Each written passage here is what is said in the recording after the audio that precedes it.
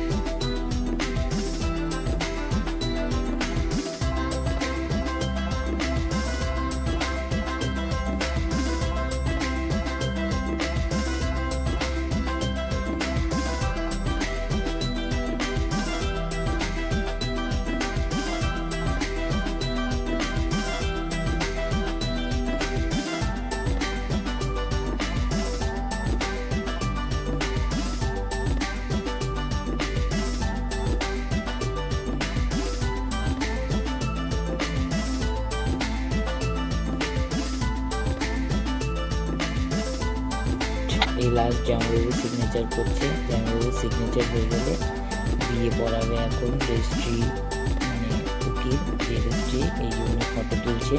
Photo তোলা হয়ে গেলে তারপর হবে এই যে শপথ গ্রহণ করা। শপথ গ্রহণ করাটা আপনারা শুনুন, দেখুন, খুব মজা।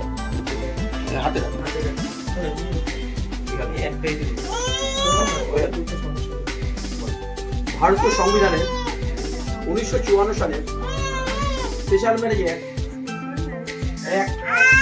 13 নম্বর ধারা অনুসারে আইনত আজ থেকে আমরা স্বামী এবং স্ত্রী হিসেবে পরিগণিত হলাম। সারাজীবন একে অপরের পরিপূরক হিসেবে একসঙ্গে কাটাবো, এই বলে অঙ্গীকারবদ্ধ হলাম। এদিকে হাজব্যান্ড ওয়াইফ হচ্ছিস, এদিকে কথা শুনতে হাসি পায়। কি সংসার তোরা করবি? আমি ভাবি। শপথ গ্রহণ করার পর ওনার একটা মানে রিচুয়াল, যে উনি সবাইকে একটা করে গাছ দেয়, মেয়ে এবং ছেলে দুজনকেই, আর বলে বাড়িতে লাগাতে। এটা ওনার একটা পেশাও বলতে পারো, বা একটা ওনার আগ্রহ। এরপর মালা বদল হচ্ছে, দুজনের মালা বদল করবে, দেখতে থাকো তোমরা।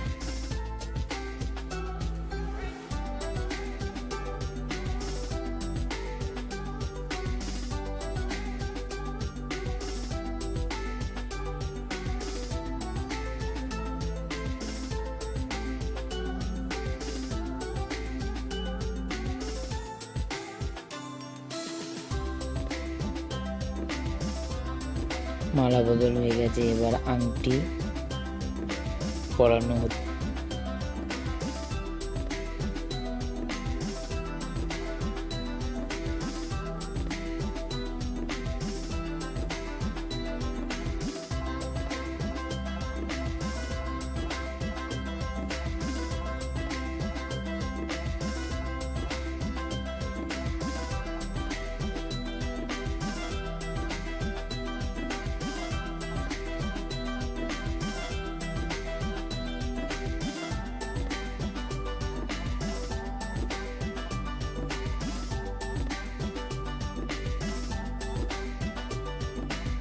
বিয়ে হয়ে গেছে, এখন ওরা সবার কাছ থেকে আশীর্বাদ নিচ্ছে এবং তার সঙ্গে সঙ্গে তোমরাও আশীর্বাদ করে দিও ওরা যেন এই ভালোবাসাটা এরকমভাবেই সারা জীবন কাটিয়ে যেতে পারে।